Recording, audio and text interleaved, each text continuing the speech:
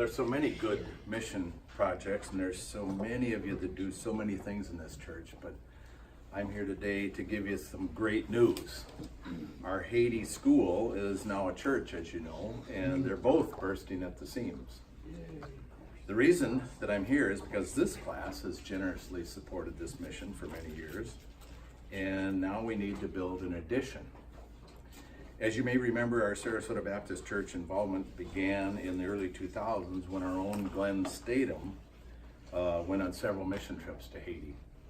He met Pastor Jean-Pierre of Ebenezer Baptist Church. If you look at your handout, it's number one, the picture number one.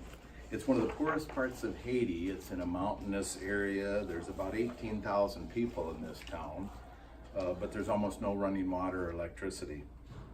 In 2005, you can look at picture two, Ebenezer Baptist had a dream and they wanted to build something, so they built a stick and mud school building out in a remote area several miles from Ronquete. The area is called Savancook. It's basically an unchurched area. There's a lot of voodoo out there, and they struggled to pay the 3 teachers and 70 students and feed them 1 meal a day.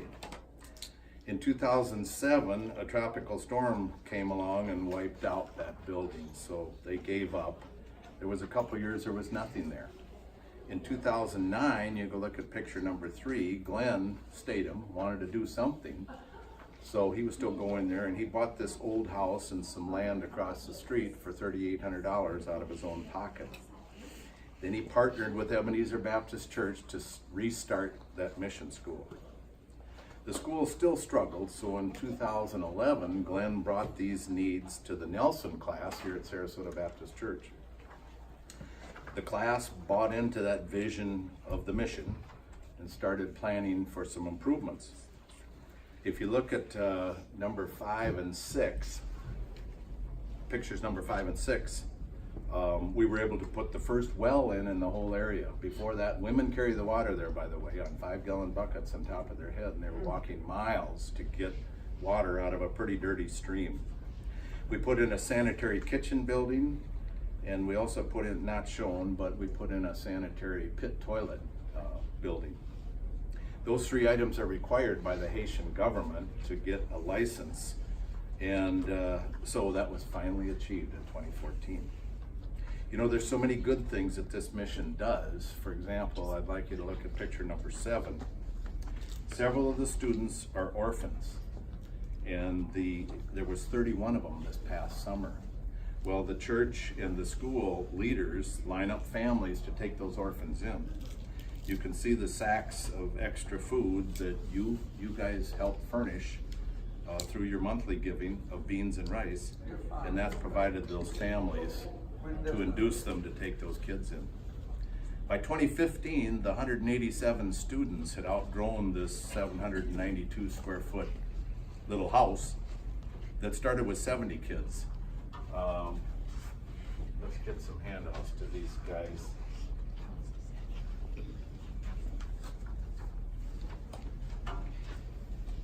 So the committee decided to build a second school building, which would be used as a church, as a bonus. It's the perfect use of bricks and mortar. You know, you have a school during the week, it sits empty on the weekend, and you use it for a church on the weekend and in evenings. We couldn't have built this building without God providing us with the following Sarasota Baptist people. Just consider this. We have Craig McAllister. He's a retired building contractor, and he's planned all the materials and all the construction plans for all the projects that we've done there. He's been there 9 times. He's not a young man. We have Herb Atkins. Herb Atkins is a virtual inventor. He can build anything, and he's a great mechanic too. He's been there 7 times. We have people like Kevin Stone, who is a construction superintendent for a builder of large homes here in Sarasota. He's also an excellent mechanic. He's been there 5 times. And some of you in this room, I think, have been there, a lot from the Nelson class, and worked very hard alongside these leaders. I've been there myself. It's a moving experience, and it'll change your life. Because of these people, we can build quality buildings inexpensively and they'll last a long time. Those buildings should last 75 years. They're well built. We have other key people in our church that help this mission. People like Dave Nelson. He's a former CPA. He does all of our books. He does the budgets, the spreadsheets, the planning. He gets receipts for every penny that's spent. And he follows up on the to-do list and keeps us all accountable. We have Maurice Victor. He, who you know pretty well. He was raised in Haiti. He fled for his life. He was granted U.S. asylum and he became a U.S. citizen. And he's a former deacon right here of our Sarasota Baptist Church. His knowledge of the language and the culture is just invaluable, and he's been there several times with us. Look at pictures 8, 9, 10, and 11. Because we built this new building in 2016, Ebenezer Baptist Church was able to retain and recruit great Christian people. Look at picture number 12. That's our 8 wonderful teachers. They're all dedicated Christians. I want to note that they're working sacrificially. They could earn more money elsewhere with their skill sets, but they consider it their mission. I want to feature Kerline Vixamer, picture number 13. She's a first grade teacher and she's also the garden teacher. Ebenezer Baptist Church paid for her wish. She wanted to learn about agriculture. So they sent her to a university and she got an education in agriculture. She's excited to manage and teach in our garden that we bought for her. It's almost an acre. She's teaching kids a valuable life skill, especially in Haiti, to provide some food for themselves. This goes along the line of, instead of giving a person a fish every day, give them a net and teach them how to fish. The new building also helped them recruit. And if you look at picture number 15, that young man is Hyle Winellis. He's in his 20s. He is well educated, has a 4-year university degree, and he's a dedicated person. He's the youth leader at our little church, and he's the worship leader at the church as well. He's transitioning in as to be principal. His father's been a principal for a long time, and he's transitioning out. He also is there sacrificially. He was educated in Cap-Haïtien, the big city 50 miles away, and he could earn more money and have more opportunity there, but he's from the Savancook area, so God orchestrated that also. The school has grown rapidly since the new building. It was 187 kids in 2015, and now there's 250. My wife's a former teacher, and she did a little space analysis.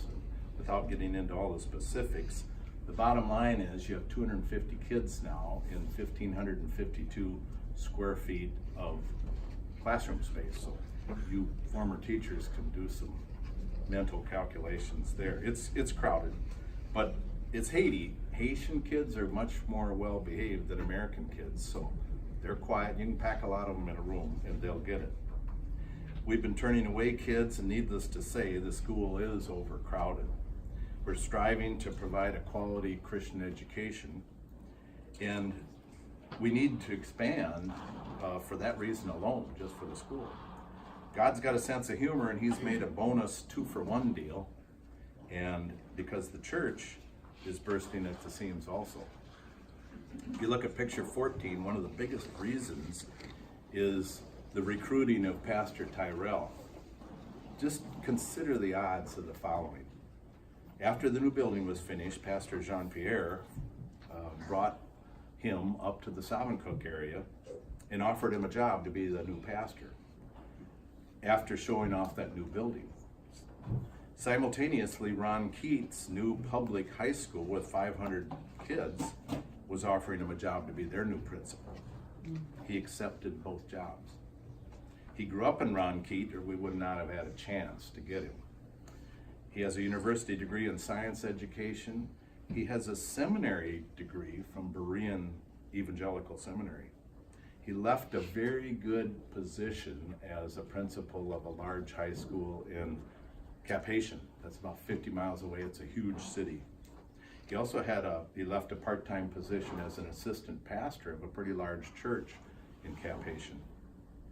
His wife is an RN, and she left a good position in a hospital in Cap-Haitian. So I just want you to realize that you know, there's both sides have skin in the game. I call it skin in the game. The people in there are sacrificing. They left that big city. It's no different than America, to come back to the boondocks again. How many of us would do that? He works hard at our Sovereign Cook Church. He goes out there, of course, on Sundays, goes out again on Tuesdays for evening and afternoon prayer meetings, goes out again on Thursdays to do Bible studies, counseling, and discipling the new believers. His RN wife goes with him on Thursdays on their little motorcycle, and she counsels the local women in hygiene, home economics, and personal issues. He goes out again on Saturdays and does evangelism and leadership training. So we're so blessed to have this man with this background and status in the community. It gives a lot of credibility to our little Sovereign Cook Baptist Church and school. And we get all of this, folks, for $80 per month. Plus we give them a used motorcycle. So what's the spiritual depth of this church? Well, get this. They've been open about 1.5 years. And come this January, they're going to do another baptism. But they've had 3 baptisms come this January. 59 new souls have been baptized. These aren't just quickie baptisms either. Every new believer must complete 6 weeks of discipling classes before being baptized. When we built the new school building, a byproduct was that it could be used as a church, no extra cost. It had a capacity of 110, the existing building, for church configuration. We thought maybe 60 or 80 people would come. Well, the first year they were pushing 100, and now they're at 140. They can't even get them all in the building. With the new addition in 2019, we'll have a capacity of church configuration of 350. Our people built desks that fold up so they can become pews on Sundays. It's just a very adaptable, good use of money. So my friend Dave Perrin asked me, what's the market potential for attendance in a place like this? Well, we did some research, and just very roughly, I can report to you that there's about 100 parents that don't attend church, parents of the students of the school, that is. There's another about 150 students that go to the school that don't attend the church. So that's 250. If you take the surrounding area of about 1,500 people and take it a factor of 20%, that's another 300. So you might say there's a target audience of 550 people. It's the only game in town. There's no other church in that area, and they don't have a lot of things to do on Sunday, so it's a very good use of our resources. We can't wait to see what God does out there at Sovereign Cook. Now turn your sheets over to the back side. Most of you have seen presentations like this before, but I've added some historical things on the history part, but you can read that later. I want to just direct you to the budget. The red items are extremely notable to me. The meals, we serve over 5,000 meals per month at a cost of less than 20 cents per meal. A lot of these kids, that's the only meal they get in a day. If you look over on the right side, it's extremely cost efficient. The average Christian Haiti school costs about $35 per month per student. We do it for just a little under $8 per student per month. Extremely efficient. Why? Well, we don't have any administration or overhead. If you look at the bottom, it's 0. Sarasota Baptist Church doesn't take anything, and Ebenezer Baptist Church doesn't take anything in Haiti either. So you guys have been so generous. Don't stop your monthly support. That's more important than the fundraiser. But you just keep that going, because that keeps everything going as we've reported. Now, if you look down at the bottom, if you look at the square footages, you can see the drawing there, and we want to add 1,360 square feet. That'll pretty much build out the site, and it'll be just perfect. The cost is $65,000. I'm pleased to report to you, as of this minute, we've raised $30,000 already. There's people that have heard about the project, that have been aware of it throughout. So we need $35,000 more. If you can't give, that's no problem at all. Like I said, the monthly budget is more important, but if you can give, pray about it, and please consider a sacrificial gift. We want to start as soon as we can. The last time we built, our guys were there in the middle of the summer and it is so hot. We want to be finished by April, so the sooner the better. There's another little bonus in here. It's December of 18, so if you guys want to write a check for 18, you can write it now, and then you can write another one on January 2nd, and you can get a deduction in 19 and 18.